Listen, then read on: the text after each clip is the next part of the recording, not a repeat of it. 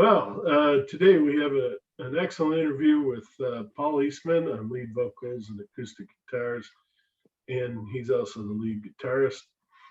Finley Wells from the Scottish band The Coast, and also sort of unannounced but definitely welcome George. Is it George? Georgie Cullen. Sorry, my dog. She's actually the keyboardist, and she also contributes a lot of beautiful vocals to the album. But it's fresh off of my recent review of their 10.2 album, which was released in June. I didn't get it back then, but hey, it's when you hear it that matters, it's if you hear it, not when you hear it.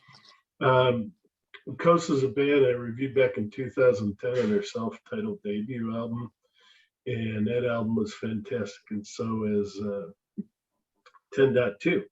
So welcome, Paul, Finley, and Georgia. Thanks so much, man. To progressiverockcentral.com.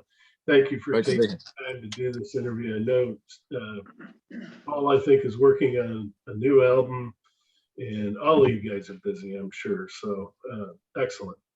Tell us a little bit about the formation of Coast back in 2009 and some of the high points of the last 12 years. Do you want me to go first, Finn? Yeah, you take that, Paul. Well, yeah, basically, Coast was started by myself and my brother, Chris, while we were living in, well, Chris still lives there in the south part of England, a place called Southampton. It's where the Titanic sailed from. And yeah.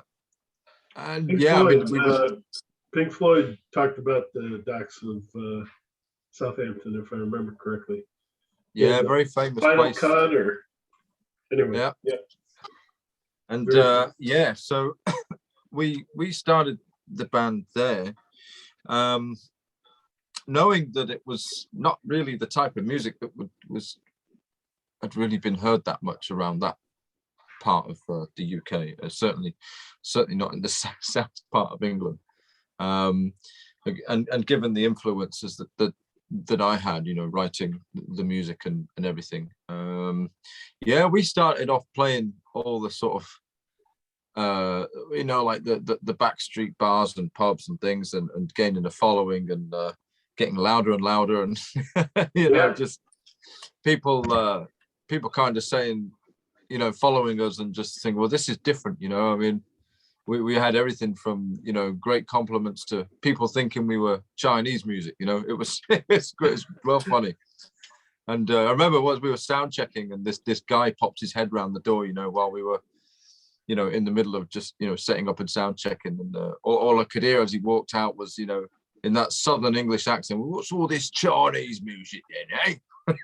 It was really funny.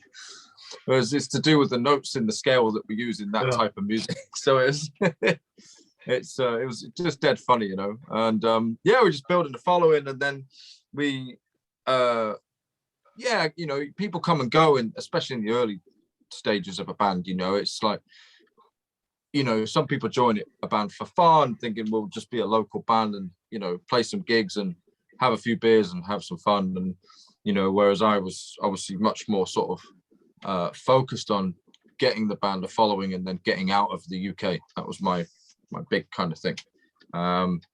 And yeah, so people came and went within the members of the band, you know, some good players and all that. And then we were recording our first album, and that's where I met Georgie, actually. As part of a studio that we were working in called Sound on Sound, which is like a local studio. He's like a guy, Mike Godden, the engineer. He was a kind of bit of a local legend, really. And, you know, young bands and, you know, indie bands and, you know, even pro bands would go there and record with him. And, you know, you could get a nice CD or product at the end of it, you know. So of course that was the first place I went, and Georgie was doing some kind of work there with Mike, and he introduced me to Georgie, and was like, okay, this will be very, very cool to have her sing on the album. And we started doing that, and I got her in secret in the beginning, because at that time, some of the members of the band were sort of like, well, no, it needs to be just ours. And I'm like, well, no, it kind of sounds better. So I just made it happen, Blending, basically. yeah. And what's that? Oh, no, I say the blending of the male and female vocals. Yeah. Yeah, it Definitely really works. helps every album. Oh, absolutely, absolutely, and that's. But Georgie wasn't a part of the band at that point. It was just more of a recording thing. But we struck up a relationship when we would go and play some of these, and you'll remember these, Georgie, some of these really amazing pubs and clubs, and you would bring your keyboard and or you'd use mine. I think you'd use mine. Actually. I'd use yours. I'd use yours keyboard. Yeah. You come and support us singing your songs. It was really, really nice, you know. So we had like a little posse of like, you know, us and then you and then a bunch of followers that would come see us at every gig, you know. And it was fun. It was a lot of fun. But it could only ever go so far, just playing backstreet pubs and clubs and you know, trying to do that. It had to spread its wings somehow. Which is when we started getting industry, people from the, sorry, that's my piano, people from the industry taking interest. I don't know how further you want me to talk about that there, Mark, but we'll just stop me if I'm going too much. Well, did anyone else want to talk about that? Well, Well, Georgie, you were there. from me, I guess, you know, I remember meeting Paul and being at the, he just said to me, oh, do you just want to do some harmonies on this track? I said, yeah. And I think I'd literally met you for about half an hour. And then you said, come on, let's just do some harmonies. Yeah. Let's just get some recording. It was quite fun. And then like Paul said, I was just kind of asked to come every single kind of gig they did, and we did all these lovely fun back street pubs, which I think one of them burnt down in the end. I don't really know what that was. But that was, it was a really fun time, and you know, I played the album launch. I was there. I played the album launch. That was a very big week for me because I dyed my hair bright blonde. I passed my driving test and I turned 21 and I played for Coast. So yeah, that was a cool week. I remember. But here we are, I'm 33 and now we're here. Here we go. Okay, well, I know you guys are fans of Boss, Bruce Springsteen, as I am. And I saw him back in Cleveland. I used to live in Cleveland, Ohio, back in the 70s, and followed the E Street Band to a bar after, where they did their legendary 2 to 3 hours after show. I mean, it was unbelievable. What are some of your favorite aspects of Springsteen's work? What are each of your favorite songs, if you have one? And what is it that inspires you about him? I think I know what it is, but I want to hear it from you guys. I think that's also your area, Paul. I would jump in on that. Yeah, no worries. Yeah. Well, I think for me, I mean, I love from a live aspect, I just love the energy of the whole band as well as Bruce Springsteen. I just love the energy. I've been to see him live as well. You know, it's always fun, you know, being at a Springsteen gig, and it's just very, very cool indeed. You always get your money's worth and more with him. Well, I mean, you talk about like these 3-hour sets. I remember he played for about 3.5 hours when I went to see him.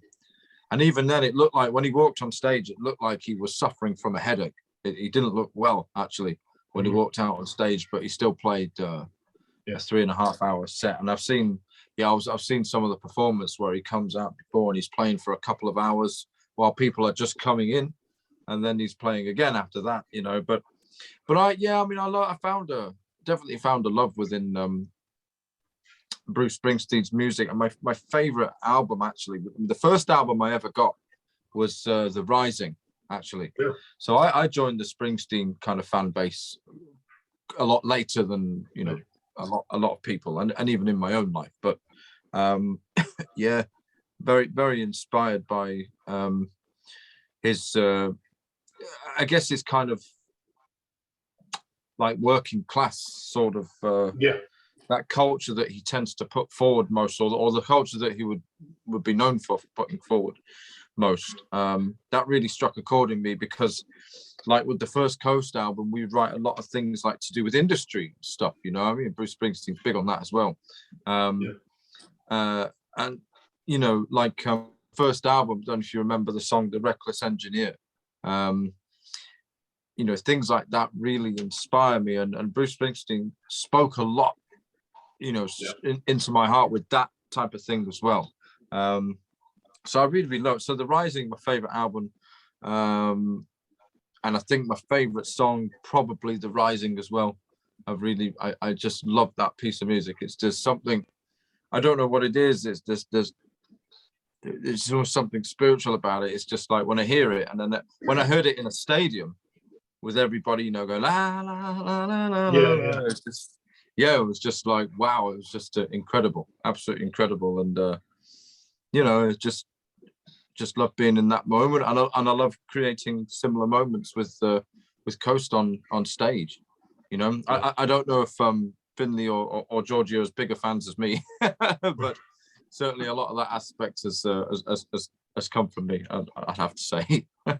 Well, I go back to Born to Run and all that stuff, and for me, that was one heck of a thing, and that's why he was so big in Cleveland.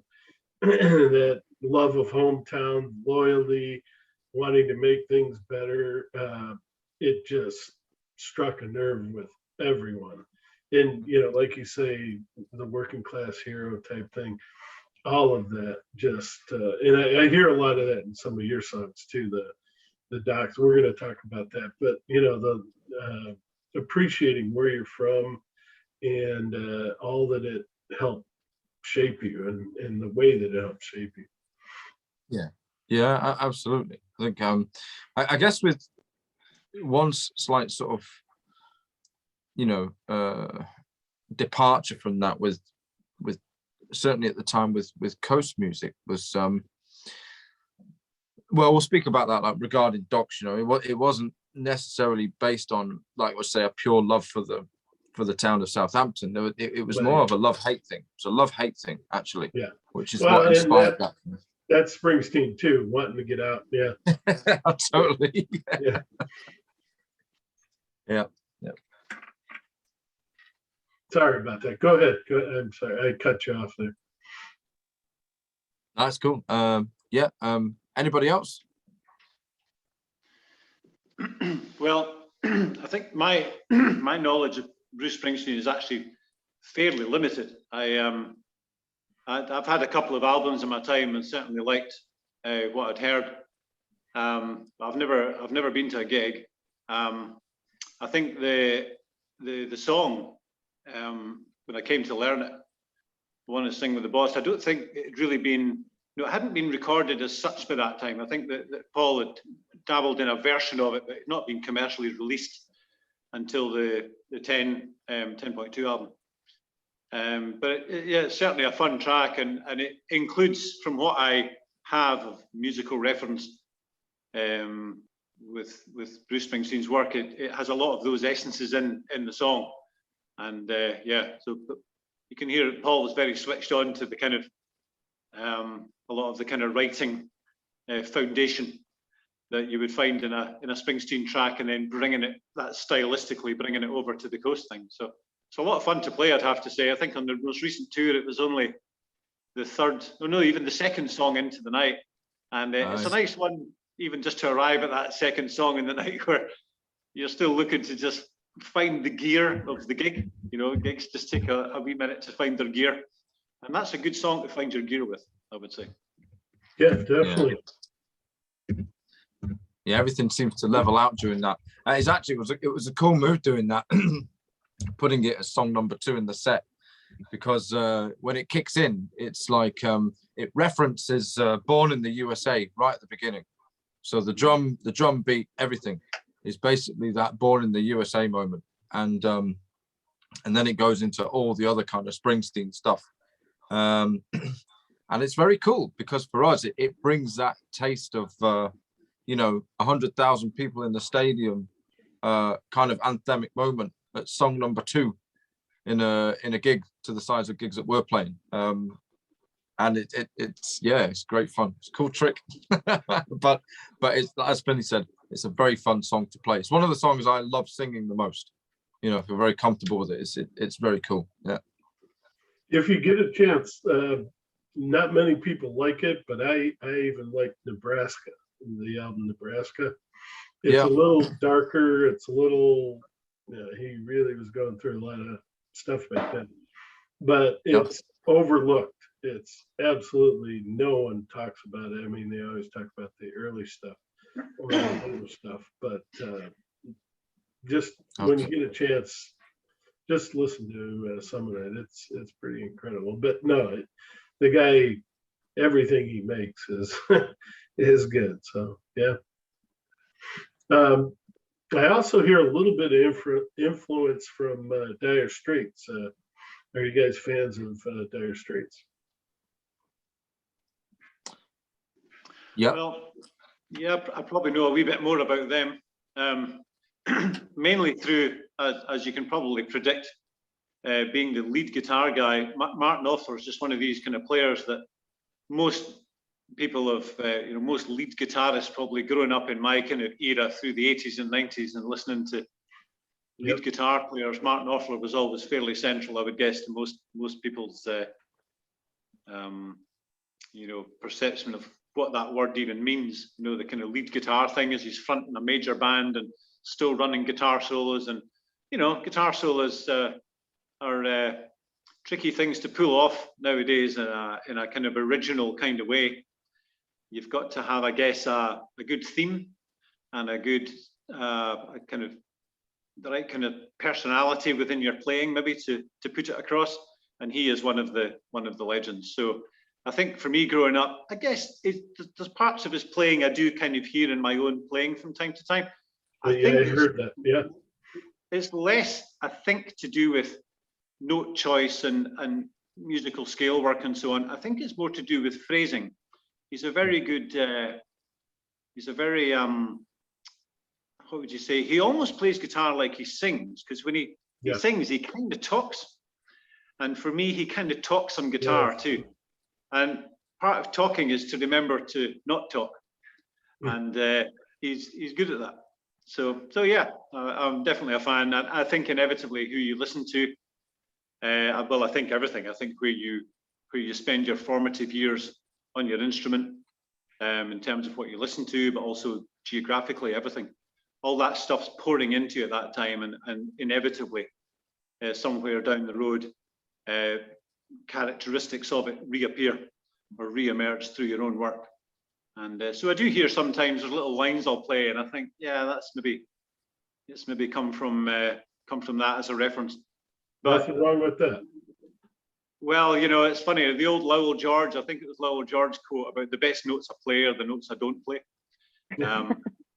That's that. Yeah, I never lose sight of that phrase. Yeah, that's a good one. Yeah, I think. Go on, Georgie. Sorry. Well, I think for me, I mean, I can't say that I'm the biggest fan of Dire Straits or Bruce Springsteen, but for me, I was brought up with this music playing in the background. My father is a musician, so he had, the best musicians and the music playing up in the background. So even if I can't say, oh, I love this album and this song and track number 4, and I love that part, I know that I love the sound, the soundscapes that kind of all of these kind of musicians have or had anyway. And you can't really beat that that vibe. And for me, Coast's got it. Coast's got that vibe. Big sound, big music, big choruses, and that's what I love about Coast anyway. And it obviously brings in all of these elements of these fantastic musicians that have been before or are now still. I totally, Georgie? yeah. Georgie, It's that like was excellent. Let's turn the focus. Well, go ahead, Paul. And then I want to No, turn the sorry focus to, back on you guys at Coast. But go ahead. I hope it wasn't interrupting then. Maybe there was an No, you're overlap. I not. do apologize, but I hope I didn't cut you off, Georgie. But yeah, I think like you, what Georgie just said, you kind of highlighted that in the in what you wrote in the review. Like it sounds like your favorite bands, even like all in one, that are no longer playing, you know. But here we are, kind of, you know, doing all that stuff in our own way, and Yeah. like, and again, as Finley pointed out, like for me with Knopfler, again, he was like, how I would describe as more a phraseician, you know. He was the master of phraseology, if you call it that, you know, just like you're saying, talking with his guitar, and not only that, but like his solo stuff. For me, I find I listen more to his solo stuff than Dire Straits. I love his solo stuff. Yes. Albeit very laid back, but it's very beautiful. I even love the way his voice sounds now as a singer. He's not someone that's regarded as a proper singer, but it doesn't matter, because it just sounds nice. It just works, and it sounds great, very warm. And as he's aged, his voice has just got warm, you know, and I love listening to it, you know. And often when I pick my daughter up in the car, I'll put on Mark Knopfler, and this is no insult to Mark Knopfler, but the music's so great and just so nicely put together that she's asleep within minutes, you know, just because it's just that sounds like really it's not a compliment, is it? No. But it's supposed to be. Yeah. And he's funny too. I love the sort of comedy he puts into some of the lyrics. There's humor in there. Yeah, he definitely has a good sense of humor. Yeah. I guess you have to be to be in a band and all. All right, but let's talk about you guys. Flesh and Blood is a fantastic opener. I mentioned that, you know, they'll probably be singing it in the pubs. Tell us a little bit about it. Well, it was the original bones of the song. I came up with. I won't go heavily into details, but it's a rare song in Coast that I include stuff that's personal. Most of Coast stuff is about things and stuff and events and people and places and times. This one was due to something to do with it was a parental alienation song, so it was to do with my daughter. But I felt compelled to write it, and basically when Finley came over to work on it, we'd signed this record deal in Germany, and they needed another song to go on the 10.2, and I'm like, well, I have this thing kind of bubbling away in the background, you know, this retune, but can we use it? And obviously Finley listened to it and he was like, oh yeah, it's really cool. So within a few minutes we were laying down, Finley was laying down guitar parts, and then we looked at the lyrics and we stripped them down together and we rebuilt it back up, and we basically just put this whole song together. The recording of the song took a day. Wow. So we recorded the whole song in a day, and that included a fair bit of the writing as well. So we just, from basically not even the full bare bones, you know, we had the spine and a few ribs put in place, but, you know, Finley needed to attach the skull, the fingers, the legs and the arms, you know. So and by the time we finished, it was a full living, breathing song, fully recorded. And I think we spent a few hours the next day mixing it, and the record company had it within like 24 hours, you know. So the thing came together really, really easily, you know. And doing the vocals as well. It's the first time I've ever done vocals with Finley. So it was just much better. Like, recording your own vocals can be just convoluted. It's just a nightmare for me, you know. I hate doing that. But having Finley there working all the desk and the sound stuff, and not having to think about anything but the song, you know, wearing the song, you know, and just getting into it. It was, for me, it's one of the best vocals I feel I've ever done, because it was real. It was just like, enjoying it. And Finley was pushing me to go for some bigger notes and stuff like that. So Flesh and Blood. And it's come together quite nicely on the last tours we did as well, playing it live. I love singing it. Yeah, Yeah. I really, really do. So it's one of the very few kind of personal songs that we have in Coast, but we get them time to time. There's one or two on this next album coming as well, but we get them. So hopefully the audience participates too and sings along. yeah. Well, Coast audience definitely love to sing along, and like Georgie said, there's some quite anthemic choruses within Coast, and because that's the vibe we're trying to create, and hopefully we've been achieving that along the way. Yeah. Anyone else want to talk about that one? Well, sorry, Finley. No, you Well, I take that. just remember. I remember doing the. I was in Spain and I had to do the backing vocals for Flesh and Blood, and they text me and they said, "Are you free? Can you do some backing vocals?" I said, "Yes, of course." And I just did it in my little flat, and it was quite fun actually, because I wasn't in a studio, so they weren't able to tell me what to do.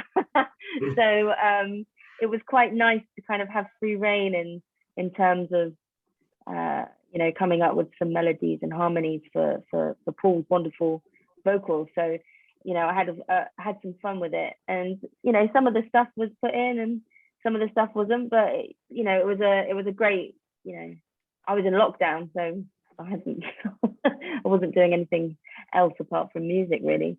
So, but that was, I was listening to Paul saying about how difficult it is to take your own vocals. I think I went about 30 or 40 takes. I think, no, that's not correct. I've got to do it again. It's not right. But you sent us some variations basically. So yeah, I did. I sent you quite a few different. Yeah, it's ones. not like it wasn't like none of them were like we didn't use the ones that were no good. It was just that we just wanted the right melody, because they were all like perfect really. So we just went with the one that fitted the most, and within a couple of hours of us requesting it, I think we had the vocal. Like you say, I think I don't know. I'm pretty sure it was within like 24 hours we had this thing done. It was quick. I do remember that. Yeah. And it was so fun singing it live. Like, it is such a great fun song to sing live, with those big power vocals, like both of us, especially in the last choruses. Love it. We've got this thing like going live now where there's usually a big note, it's a stylistic thing, but there's usually a big note at the end of some choruses. So we just double up on that. George is usually a third or a fifth above me, and we're just basically battle it out till one of us runs out of breath. It's true. It's the game. It becomes a game. It's like, I'm gonna win today. Yeah. That's cool. Finlay, do you want to mention anything or? Within Flesh and Blood. So yeah, like as Paul says, it was thrown together pretty quickly just by me and him. I think parts in terms of finding melodies that become the key, sort of melodic signatures of songs, out with the lyrical part. So Paul always takes care of what the tune will be, if you like. But he was always pretty much in charge too of the kind of melodic signature of guitar parts and so on. And he's always got a great sense of what fits, what's going to carry the song best in that way. So in many cases, I'm really just coming in and playing Paul's melodic ideas, and then we just kind of expand on them usually, and then embellish them and find new ways to take them. But I suppose, Coast had done 2 albums before I was involved. So the first album I did was Windmills in the Sky. Right. And it was a case again of taking the kind of melodic ideas that Paul had, the signature of the song, or for example, the guitar solo in the song Windmills itself. It's a beautiful melody. Paul had written that melody, so all I do is come in and play it.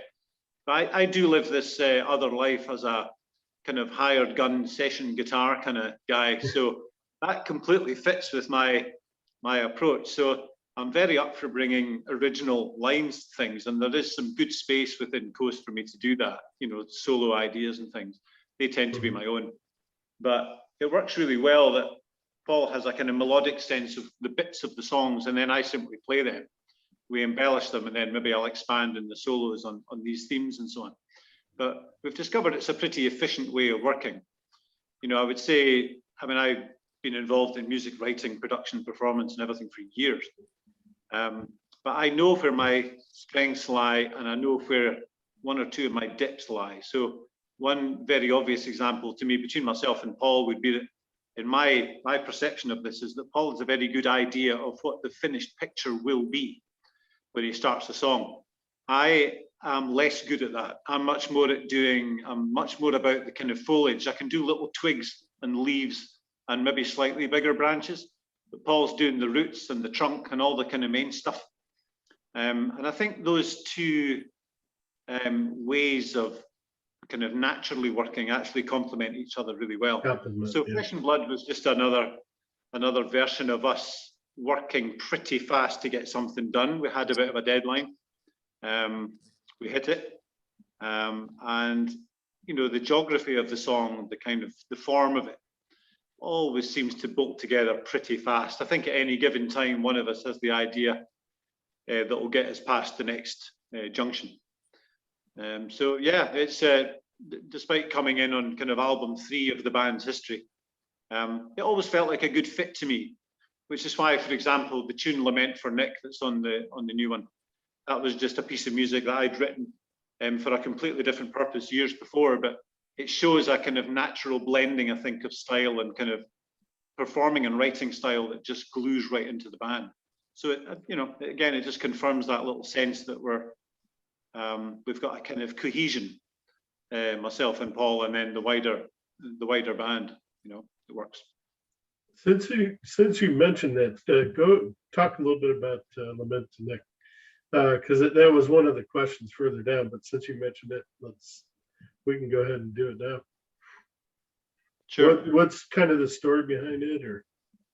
Well, a lifelong friend of mine since childhood, an amazing guy called Nick Muir, grew up with him as a friend all the way through our childhood, and he died age 40 just from an aggressive liver cancer, and his fight was pretty short.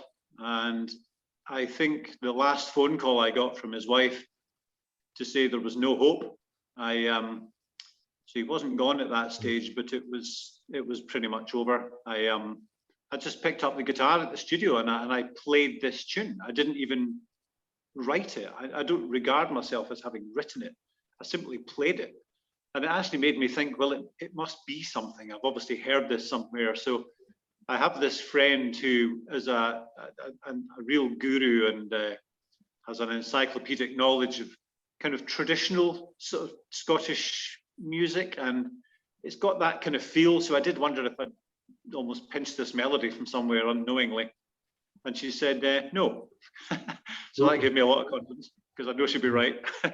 So yeah, I then decided to arrange it, record it, and I brought in a mutual friend we had, an amazing guitar player called Chaz Mackenzie, who's from my hometown, Oban in Scotland.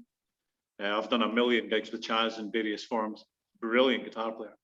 And we recorded a version of it and released it as a cancer charity fundraiser back in 2010 in the UK. So it was a download thing and you could buy, and the money went to a cancer charity. So years on, when I hooked up with Paul and got to work with Coast, and as that relationship would develop, I said to Paul, I wondered if this tune would be of interest, you know, in the band, and just how it would fit. And Paul on piano, I played guitar, he just nailed the chords, and we just played it, and we were like, yeah, actually this feels like it belongs here, you know. So myself and Paul were doing some duo touring, just the two of us doing a kind of 2-man set in Denmark and Germany and places like that, and we had it in the set and realized it worked. And so when we came to do the 10.2 album, we thought, well, yeah, let's get a version of it on there. And I can remember playing, you know, the latter part of that tune steps out of the melodic form. The actual piece itself, Lament for Nick, is really the first half. And then there's a piano part in the middle, and then it goes into this sort of, as I see it, a kind of celebration of life kind of guitar solo thing where I just go off on one, kind of doing kind of what I do. And that's how me and Nick used to spend our time, actually, because he also played guitar, and we just had endless fun with stuff like that. So it felt appropriate and it fitted. But I think when I recorded the version that's on the album was a take. So sometimes you're doing solos and you get 85% of it maybe, and you go back and you just kind of weave two parts together, and then that's the solo. But actually the solo on that version is just one big run. It's just one thing that came to me, and I can kind of tell when I'm in the flow, when I'm in the zone. And I think just myself and Paul were recording that in Denmark, and I knew when I finished the take. I've always got this thing in studios. I say this to other artists as well. You know, as a musician or performer or singer, when you've recorded something, there's basically one of three things you can say when you finish. You can either say, that was rubbish, bin it, go again, or that's worth a listen, or that's the one, that's the take. So the lament for Nick's solo was very much the third one there. And yeah, and so much so that I stay actually very true to that version of it on the live shows now. I don't really want to deviate from that. It feels right, it works, it's a joy to play. And again, I kind of know live when I've hit it, and I know when I've hit about 98% of it. But yeah, it's a lovely thing actually to have it. I always explain live what the piece is before we play it. And I think I've had some incredible reactions from people at the gigs just who come up to and talk to us, you know, at the merch table afterwards. And everybody misses somebody. I think that's the thing for it for me. It's just, the first time I ever played it was actually with a bunch of guitar students of mine at a concert I used to run every 2 years with all my students. And yeah, I can remember being properly emotionally affected by that. When I first played the thing, I actually kind of wondered if I'd get through it without sort of falling apart. Now when we play it, I'm solid in that department, but people come up and speak about, you know, the kind of just what it meant for them on the night, and of course they're missing somebody, because everyone does. And it's turned out really cool, I must say. I just found its home in Coast to me. It fits the band, you know. Definitely. Anyone else? I would, yeah, it definitely fits the band. It's a great piece of music, and it's also, for me, it's very fun to play, because I don't do a great deal of piano stuff live, you know, in the band. I basically pick set moments within the set, which becomes a thing, you know, it becomes a moment within the concert. And even that moment, obviously, I basically, I'm purely backing Finley on that, you know, because the spotlight is on Finley and the guitar, you know, as it should be with that. But for me, I get to be an instrumentalist again, which is very, very nice. And also the way that we crafted the piece together, we recorded the piano parts was recorded on this piano actually, and the way it fits together as a pianist, it just kind of lies under the hand, the way it's played. It's just beautifully put together, the whole thing. And as Finley says, it creates a moment in a concert, and even on the level that we are at when we're playing gigs, it can change somebody's life. You know, one piece of music can change somebody's life, and that's I think that piece of music certainly has done that for some people, definitely. Yeah. Well, I've been witness to it. You know, I've seen and heard the comments. You know, so yeah, absolutely. It's a cracking piece of music, it really is. Nothing Left to Burn is definitely one of my favorite songs on the album. I love the way it starts out, that acoustic piano and acoustic guitar, and then you build, and the power just builds on that one. Do you want to talk a little bit about that song? Yeah, it's again, it's funny. This last album has been mostly, it's the album we've done most with the most personal songs in it, even though it's not something we do. But this last album seems to have, it certainly had a collection of personal songs from me. Yeah, I went through a pretty nasty divorce, and so So the story was is I took all my wedding photos and burnt them in a fire. And this melody sort of came to me as everything went up in smoke, and it was a great release for me because you know, it was like exercising some demons basically, and I was able to draw a line under it. And yeah, that was basically the East Ham way of drawing things to a close, drawing a line under something, and just saying fine, yeah, that's fine, and then moving on. And the piece of music itself was never intended for a Coast album. It was a solo track, which I recorded originally for an album that I did called Northlander. Shameless plug there, sorry, but that's okay. And when we signed with our record company, and they needed these 2 extra songs for 10.2, we had the Flesh and Blood, and we sort of put this one forward because we were under a tight deadline, but we thought it would be pretty cool to turn this into a Coast track, actually, because it still had all that essence. You know, you can't escape the way that you write unless you really make a conscious effort to do so. But yeah, they really liked it. So we re-recorded some aspects of it and got Finley to put some of his amazing guitar over it. And yeah, just that's the version you hear now that's on the 10.2 album. So there's actually a slightly different version on one of my solo albums. But yeah, I seem to write with personal songs. It's for me, it's more about I write songs to make closure, so that I can move on from something. You know, it is just all about exercising demons. That's basically the heart of that song. Yeah. Long Way Home is another favorite.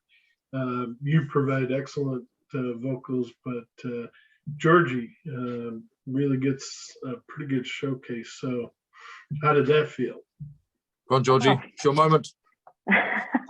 Well, I love Long Way Home. Not because I'm obviously singing in it, but I actually really love when we were recording it, when I was in Denmark and me and Paul were, you know, recording this, and he had already recorded most of his vocal as a guide. And basically, when I hit that last note on It's a Long Way Home, right at the end, oof, both me and Paul, I think we both were like, looked at each other, and it was just like, yes. And it just felt so great. And, you know, and when we're singing it live now, it's just, again, it's another one of these competitions. How long can we last? How hard can we go? You know, how big can we make this sound? And it's a really fun thing to sing. And funnily, the last kind of tour, I kept on joking with the guys that I was the most important because I was actually starting the gig. I was actually beginning the whole gig, which Wow. is a very big honor to do that. And a lot of responsibility, as you may come to realize when we had some technical faults. But yeah, it was very fun opening the gig with that song and kind of, you know, being there and singing it. And it kind of, as well, because I've known Paul for so long, and I was on the first album, and, you know, I've kind of been there in and out of, you know, the Coast kind of crew for a very long time now. It felt like, funnily, I'm just kind of realizing it does feel like a long way home. It's been a long way coming back to Coast and kind of coming home to Coast, because, you know, I love Coast. I love the music. I love the guys. You know, me and Paul have been friends for a very long time, since, you know, we met in Mike's studio. So, you know, I love it. Love it. How about let's go ahead and cover the Docks in My Hometown. We talked a little bit about it, but do you guys want to add a little bit more on that one? Yeah, I can jump in there quickly regarding the writing and stuff. Say exactly where I was when I wrote it. It was I was working in on the other side of Southampton. It's basically divided by a big river, and a huge, great big or fjord, as you call it out here in Denmark. But it's Southampton Water, it's called. And I used to work on the other side, and as I was writing the whole Turning Stone album, I do a lot of the writing on my traveling. So I'd have to take a bus, train, and then a ferry, and then to walk as well. So I'd actually be taking various different ways to get to work. And I remember one time just I was getting the train back from the middle of Southampton after taking a ferry. So I was sailing through all these huge, great big container ships and cruise ships, and you dock up beside them. You know, you could even see the dockside where Titanic left. You know, when you're there. You know, I'd see that nearly every day, and it kind of rubs off on you after a while. And I just remember getting the train, and it was absolutely just pouring down with rain. It was horrible, and I was going through this phase as well, where I was like, I really don't want to live here anymore. I just, you know, I just want to get away. I want to move, you know. And I remember basically getting off at to change trains, and it was right on a train station, which was just before a big bridge that goes over the river, and you can see a lot of the town and the docks from this train station, and you can also hear it.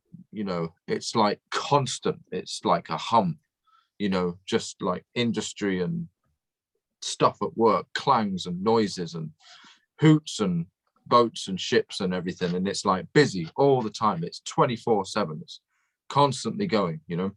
And even at night time, when it kind of stops, there's still this kind of, you can hear the whole time.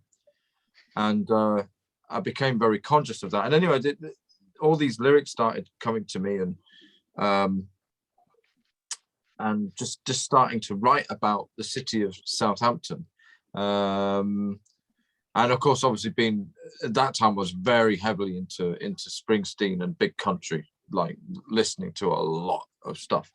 So you know, the guitar riffs and the melodies are very much inspired by that. And I just, yeah, I decided to put these things together. I also wanted to create a great live track that had those essences in it, that created that sort of atmosphere that maybe people locally could relate to, you know. And then I was like, okay, yeah, the docks in my hometown, even though I'd never required, I never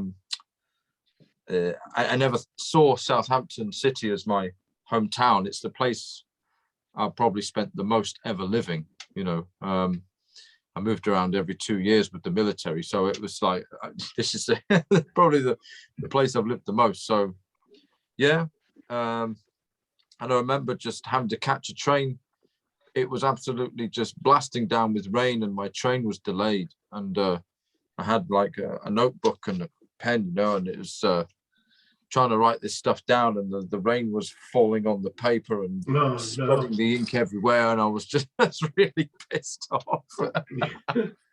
Just trying to get home, you know, and yeah, and just kind of laughing at, you know, because even at that time I'd undergone a pretty big personal tragedy. I lost my mother through cancer, and I became homeless as well. During the recording of the first album, I became homeless, and I had to basically sleep at a friend's place for a year, you know. And I just remember thinking, oh, what next? You know.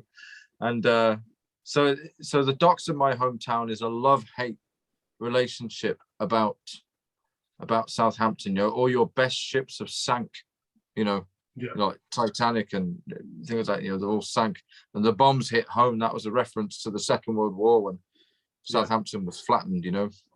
Some, you know, there's no saints here to be found, you know. At that point, the football team, Southampton Football Club, were doing bad. I was like, so not even the football team are any good, you know. I was like, has anything good ever come out of Southampton? It was like that, you know. It was so I was like, it was almost a bit of mockery towards Southampton at the same time as kind of thinking, well, you know, it has a history. It has a real in-depth history of industry and maritime, you know, hard work and graft. And I wanted to try and capture that in a song. And then obviously the absolute pinnacle moment of that song is Finley's guitar riff. That's the point where it's supposed to just go boom. And we normally save the song to the end of the night because it's massive live. It's like it's flipping huge, you know. Yeah, it's one of my favorite live moments with Coast singing that song. But hi, Finley, I don't know if you got anything to say about that. Well, well, like I say, I mean, that song was very well formed by the time I got involved. So I'm just in playing all the parts that work. And then the kind of solo thing that's on the most recent album was just my own take on a sort of embellishment of you know, the kind of essence of what the song is. Just kind of found its groove when we recorded the new version. So when myself and Paul had the chat about the idea of an album that was marking 10 years since the release of the first one, and that some songs would be re-recorded, it was then just a question of staying true enough to the original version, but new enough, if you like, to make it stand up on its own merits, you know, the new version. So yeah, it's a joy to play for sure. Great groove, just the whole kind of feel of that track and the way it moves. It's just naturally, I think some songs just naturally find their way to a stage, and other songs are best left on albums. And I think Doc's, well, actually inhabits both spaces perfectly, I think. Definitely. I mean, just sort of jumping in there. So I remember, like, as I was saying before, at the time being heavily influenced by Big Country and Springsteen. And I remember listening to a lot of tracks like Atlantic City and things like that. I'm just going, oh, this is flipping great, you know. And for me, like, part of the artistry with song is how do you know, what inspires songs? And often it can be like other music and other songs, you know, it tends to be cyclical with that, and I just remember thinking, how do you create moments within music that give you what you've got when you hear different music and songs? And I mean, it's the same when I hear like classical music, and I listen to it and I think, wow, how was that put together? How did they create that? So you experiment and you go, yeah, that's very, very cool. And yeah, Docs is another one of those things that sort of started off like that, and then eventually over the years it kind of just progressed and morphed itself into the monster that it is now, basically. And it's, yeah, I really love it. And then one thing that was different, we tried well, in the recording of it, Georgie, this is where you'll come in a minute, but we were recording various different versions of like the backing vocals. So we started almost like, did this version at the end of the 10.2 version, where it was almost like a gospel choir thing at the end. Yeah. And then we sort of like, well, no, maybe that's not in keeping, but the idea is good. So Finley came in and worked on the vocals a bit, and there was about 20 versions of Georgie and 20 versions of me at the end of that song. And then it ended up in this big sort of vocal harmony thing at the end of it. And do you remember doing that, Georgie? Oh yeah, that was Yeah. fun. I you know, it's I think again we were there doing the same lyrics over and over and over and over and over and over and over again, and I remember all these different harmonies, and I think there was one really high harmony which I just didn't think I could get. I can't remember the exact situation, but it was a very funny situation. But yeah, no, I remember that was good. I really loved that ending. I think it just brings a different vibe to the whole song. You know, we've got that really rocky element, and then it comes in with this just this, you know, kind of gospely, still kind of a little bit gospely, a little bit kind of singery, and we've got the both mine and Paul's vocals, and you know, we're both powerhouses. You know, we're both big vocals. So it's really a great track. I love that track. It's hard to play it's like for it's me. rootsy. No, it's brilliant. Yeah. We did try the sort of sort of thing Yeah, going yeah, on we at the did. top We of tried it. We did try it it. It was fun, but with a I think couple of like broken notes, I'm sure. yeah, it's great, it's brilliant, you know. But I would describe it more as rootsy now, like in keeping Yeah. with the song. And we're hoping that it'd be like local people would sort of get it, you know. Yeah. And that's more like what it's about really. So yeah, but with And George's vocals on it as well, and then Finley's guitar, obviously just doing that great big riff, you know, that big country style riff. It's like, yeah, but it's sort of become our sound, you know, it's our thing. Like as Finley was saying with the guitar stuff, you know, I would lay out kind of a rough pattern of a melody, and there's several ways that you can play that. I mean, I'm not a guitar player. This is how Finley and I work this to our advantage, because obviously Finley is like expert boss level, and for me it's like a, you know, like a monkey with a wrench trying to fix a helicopter, you know. It's like it's not good. So yeah, he's, you know, I do this kind of, you know, down down down down down down 2-note sort of style, you know, melody, just about get it right. Takes me 10 takes to get it right, and then Finley will go, oh, I know what you mean, like this, and then we'll develop that. So it's like the solo, it's not even like with one note. Often with the sort of style we have, we're playing like thirds and fourths within that guitar riff, so it's very percussive. There's normally like a sharp percussive thing at the beginning of it, and then the melody kind of like finds its way underneath it, so it's hidden. It's almost hidden, and it sort of flowers out towards the end of it. I don't know how else to describe it other than that, but the way that Finley executes it is for me, it's just perfect, you know. Yeah, so All right, right. let's change the subject a little bit. Who is it that has the sepia eyes? CPRI as well. If you're That was willing to say it, yeah. absolutely. No, well, that's the song I wrote for my daughter. So I wrote that all when she was born. I just it was a song that I'd already written years ago, and I decided I was going to change the lyrics, and I changed the lyrics and made it all about my daughter, for something that I would want her to hear when she grows up.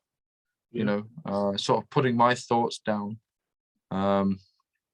You know, yeah, and that was that. So when she was born, I yeah, put paper to pen and just changed some of the lyrics and kept it as that. And then we decided to try and do it as a demo for 10 originally, because that was a reworking of Coast songs, and Sepia Eyes came up quite a lot, especially amongst discussions with Coast fans, because we put little questions out there, you know, if we were to re-record something, what would you want to hear? And a lot of people mentioned Sepia Eyes. I think that was how that came about.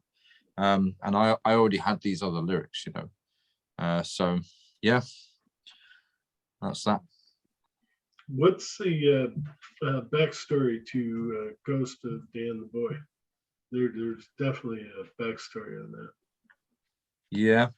So, well, many years ago in Southampton, I lived in this in this little neighborhood down at a place called the River Hamble, which is again part of Southampton Water. A very famous place, actually. Sean Connery had a boat there, and my mother also lived in a boat there.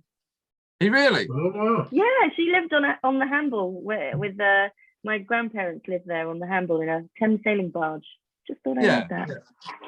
Yeah. Well, it's basically there was a boy who went missing. He lived just a few houses up from me, and the strange thing is that I didn't know him, but I met him the night he disappeared. So it was outside a shop. I was went into the shop, and there was him and a group of his friends hanging outside the shop with like nothing to do, you know. And I remember seeing him, and you know, it's sort of like a, you know, hey, you know, and I didn't know him, so we sort of had a hello. So I even had a dialogue with him, and I'd literally just moved into that area. And anyway, over the course of the next week, started seeing this young guy's picture on the news saying, oh, he's gone missing. And I'm like, I've seen him, and he was outside the shop, and it turned out he went missing that night. Apparently they went fishing with some friends down off the river, and he disappeared. He fell in. There's of course there's legends and stories and ghost stories about him, and there were huge searches. His poor parents lived just a few doors up from me, and I know that there was a lot of money poured into searching. I even went out myself, and with a torch, just with the dogs, just sort of looking.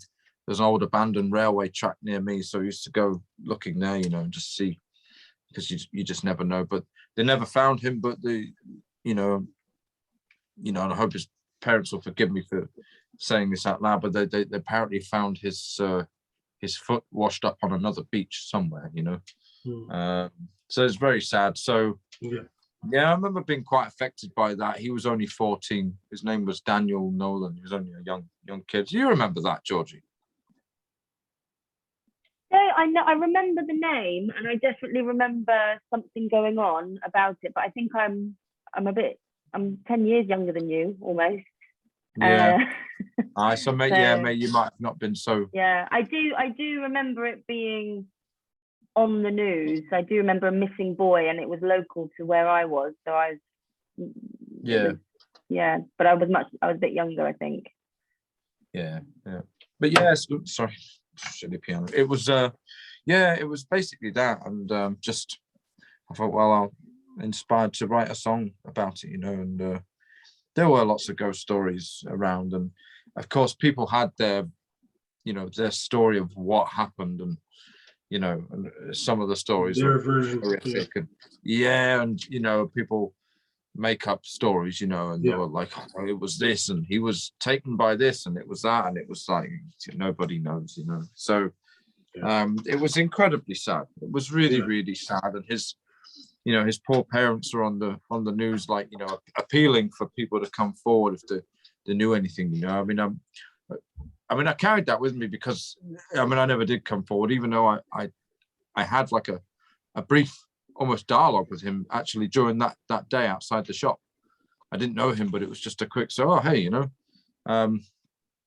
but yeah, I just remember recognizing his face and going, oh man, yeah, okay, oh, it was him. I saw him only 24 hours ago, so yeah, incredibly sad. So that's the story behind that, and that's developed musically as well. The original recording of that on the Ghost on the Turning Stone had a different edge to it. It had a string quartet on it, and we changed that and made it more acoustic. I love the way it sounds now, especially when that big guitar comes in. It's almost like a Knopfler-esque sort of introduction to, like, oh, here I am, and it's great how Finley does that. It's extremely cool. So yeah, love that one, that version. Well, let me ask you this: what's next for the Coast? Because I heard you're already working on a new album. Yes. In fact, tomorrow, myself and Paul get together for a immersive few days in what will be the first kind of stage, if you like, of assembling lots of ideas and parts, musical, lyrical, themes, and all that stuff. So it's like we've got a load of pieces of kind of musical Lego lying all over the floor at the moment, and we'll start picking up bits of Lego and sticking them to other bits, and by the end of a few days we should have something hopefully that looks like something. So yeah, but it's not at the blank page stage. We're beyond that, because Paul's been busy with that, and again the core writing is very much his thing. But once the two of us get together, we've kind of got a fairly good way of hitting a gear pretty quickly. So I'm looking forward to this. Actually, this will be great. We've both kind of just wiped the diary and wiped the our kind of schedules clean, just to, I think, to do these things justice, it's better if you're doing only that. Yeah. Certainly for me, I'm a fairly mono kind of person. I'm only good at doing something if I'm completely in it. So I live in Scotland. I'm out in Denmark to do this, and then we'll we've got a place we're just going to go to, which is just a rented place, and that's all we're doing is the album. So that feels good, actually. It'll be very exciting to see where we are 2 weeks from now. Well, Yeah, definitely. it sounds like possibly probably is going to be released next year. Next year is going to be an incredible year, both for releases and everyone finally, hopefully, getting to tour. And it sounds like you're already touring this album, but will you combine it with the new album, or still too early? For the Yeah, I think. Yeah, the idea will be to have this thing released some part. I believe maybe early part of next year, and then we'll start building tours off the back of that, so we can go out there and play these brand new songs. It's an album of completely new songs we're working on, by the way. So it's not like, you know, new versions of old songs like 10.2. This is a totally brand new studio album with a, you know, slightly more progressive direction. So it's, yeah, we're really excited about this. I mean, I've been bubbling away here, like kind of secretly. There's some stuff that Finley knows and he's heard. There's some stuff that he hasn't yet. So I'm basically going to be throwing some stuff at him starting tomorrow night, and we're going to be sort of like pulling it all apart, starting it again, making sure it works, and then basically reconstructing these songs and working on lyrics. And the idea is to get a whole bunch of good quality solid demos ready so that the record label can go yes, yes, yes, yes, yes, no, yes, no, yes, yes, yes. And then we once we have the final songs that we know we want, then we get into a proper studio and we record them from the ground up, so to speak. So I imagine that will start at some point in January or something like that. It doesn't take too long, you know, once we're in the flow of it. Like Finley says, once you get zoned, and if you kind of mono yourself and just become doing one thing, then you can become very good, slick and efficient at doing that one thing. And I'm the same as Finley with that. When you spread yourself too thin and you're doing lots of different things, like, I mean, for example, you know, both Finley and I have families and kids and stuff, and we all have studios. I have a studio in my house. I'm in my house now with my studio and my piano. We could just do it here, but when you have a family, it's like the family will always, no matter what you do, it will always come first. So you have to go, you know, you're problem solving all the time. You know? So that's why we chose a remote location, miles out of the way from anywhere. We're right next to the sea, actually. And we're just going to be, just zoned in and working on these tracks and melodies. We'll probably send some lyrics to Georgie as well. She can do some fixes with that, and then we'll also end up sending some tracks to get her to do some quick singing on, and just so we can get an idea. Because Georgie's got a couple of big songs herself to sing on this one. So oh, I'm excited. I know, yeah, stuff you don't know yet. So, yeah. So it's well. Oh, go ahead. Well, I was just going to say the final question. Is there anything else that any of you or all of you would like to discuss that we haven't covered yet?